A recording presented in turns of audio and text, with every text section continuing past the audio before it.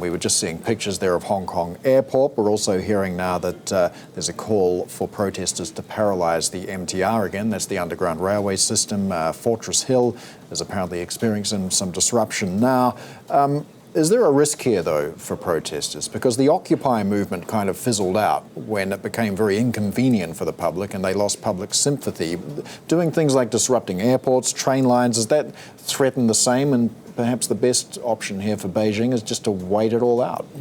Well, there's 2 points here. I think Beijing is definitely waiting this movement out and hoping it does fizzle and that the moderates turn against the more assertive protesters. But we've got to remember, this is not just a replay of the Occupy movement. A lot has changed in Hong Kong in the last 5 years. And what's been remarkable to me is that every time the democracy protesters have pushed the line that bit further, the moderates have come in behind them and they've not only refused to condemn them, but continue to support them, partly because they feel the avenues for protest are really being cut off one by one and have been over the last 5 years.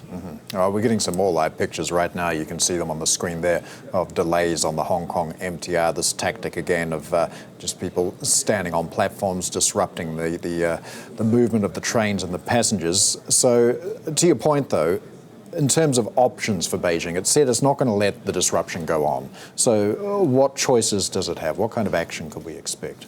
Well, at the furthest extreme, obviously, is the legal right which Beijing has and the Hong Kong government have to send in the People's Liberation Army, the Chinese military, to return order to the streets. China's defense ministry has mentioned that as a possibility, but the Hong Kong government and other Chinese officials have played down the prospect. And that certainly looks like the nuclear option because it would end Hong Kong's autonomy for even the fig leaf that's left there and really damage the economy and potentially have blowback on the Chinese economy.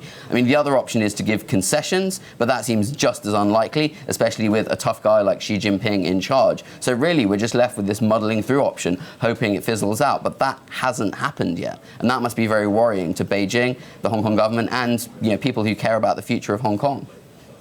So, Ben, the protest started in Hong Kong against this extradition bill to China, but they have since morphed into something greater. So what are protesters hoping to achieve now?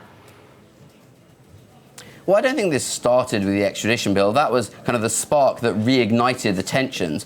But this movement has been building for many, many years in Hong Kong now. And I think people want justice as they see it. They want a right to have a say over their government, things which are normal in other democracies around the world, unusual in Hong Kong. And most importantly, I think they want to protect their city from the increasing incursions by China. So, yeah, as you said, it's morphed into something much bigger, but we've seen that pressure building over many years. So I don't think this would be a great surprise to people who've been looking more closely at what's been going on in Hong Kong over the last 5 years.